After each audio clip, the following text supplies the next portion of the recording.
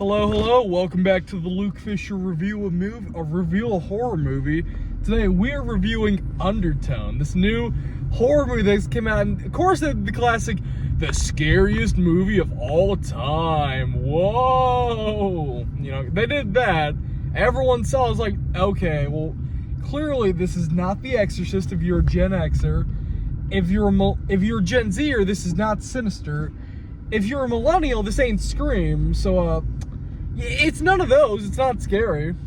If you're one of them, automatically in your head. If you're Gen Alpha, I don't know. What's a scary Gen Alpha horror movie? Scooby-Doo? No. That's us millennials and Gen Zers. Sorry. Gen Alpha, I don't know what y'all got. Trash, I guess? I don't know. You can have bodies, and Nope. Two great movies, but they're not scary. And so when I saw the advertising for this, I thought, okay, this is one of those probably clickbait, just, hey, we made a really cheap, low-budget, crappy horror movie. Go watch it. And that's what I was thinking in my head. And then I saw Dead Meat posted their Scream 7 review, and I watched that. But in the beginning, they were posting about, go watch Undertone. It's great. I was like, okay, you know what?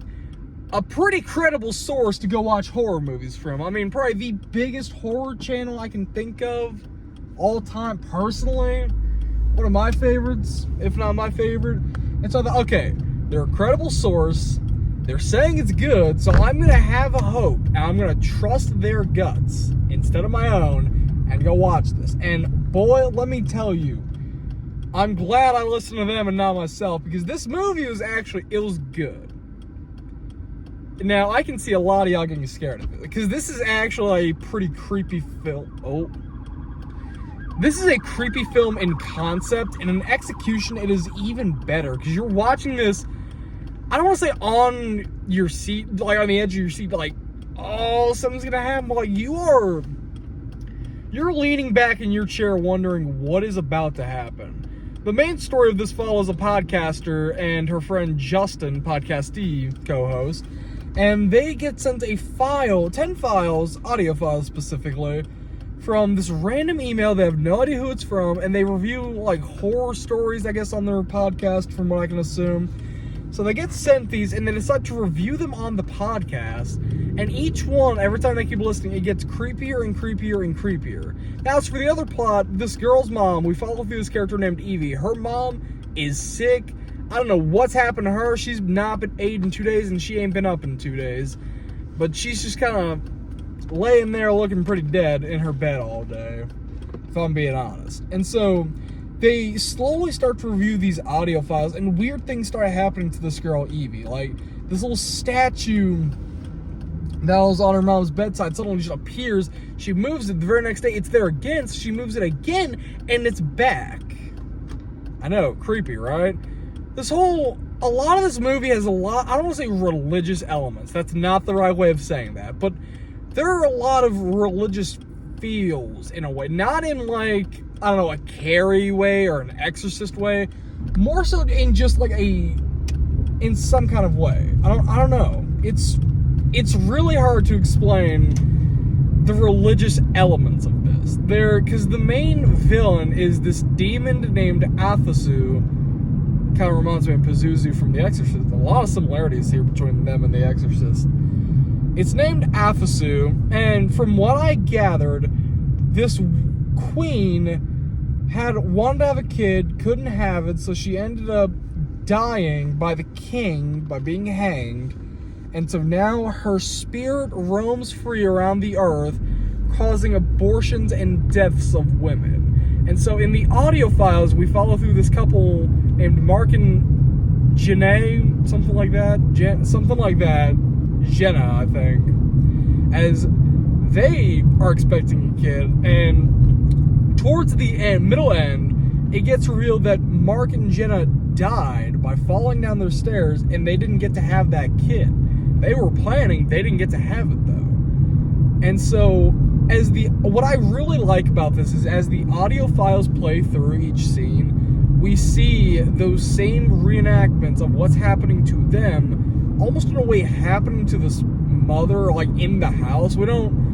One of the files has like her screaming like an incantation. We see that towards the end. It's really cool to follow through. It's creepy and it's cool and it's interesting because it doesn't feel cheap. It feels very polished and like not low budget. It feels like they wanted to make something simple and creepy and they nailed that. That is completely there. It is all there. My biggest issue, I don't really have an issue with the movie. That's my thing about this. I give it a 7 out of 10 on Letterboxd and on YouTube and at the movie. Because it doesn't, like, you can't give a horror movie a true 10 out of 10. Like, there are not that many perfect horror movies. Manhunter, Silence of the Lambs, Scream. Those are 3 I instantly think of. I don't consider The Exorcist perfect. I have issues with that movie. I love The Shining. I have issues with that movie as well. I don't consider them, they're legendary. They are classics. They're not 10 on 10s though. And so to say that there's nothing wrong with the movie, you would think, well, it's a 10 out of 10 then. No, it's a 7. It's good. But the problem, I feel, it plays its cards too safe. If you ask, I don't want to like that.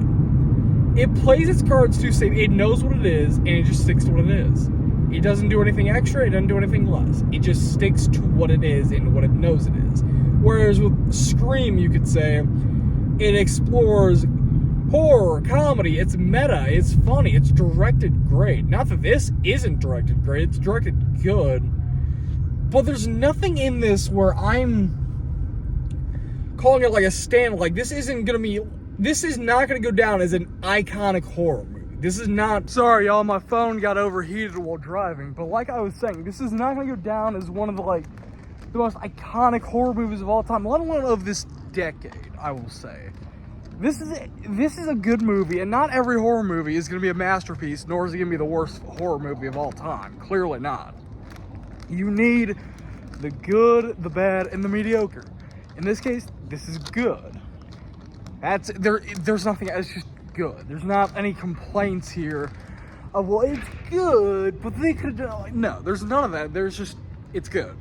If you want a good horror movie that might make you scared a little bit, go watch this, please. And I must say, shout out to the filmmakers, dude. I believe the budget for this, if I read correctly, was $500K, and they've made about 10 million bucks. Good on them, y'all. So, go watch the movie. I recommend it. It's a 7 out of 10 for me, because I don't get scared at horror movies. And yeah, enjoy your day. I'm gonna go watch Hoppers now if you need me.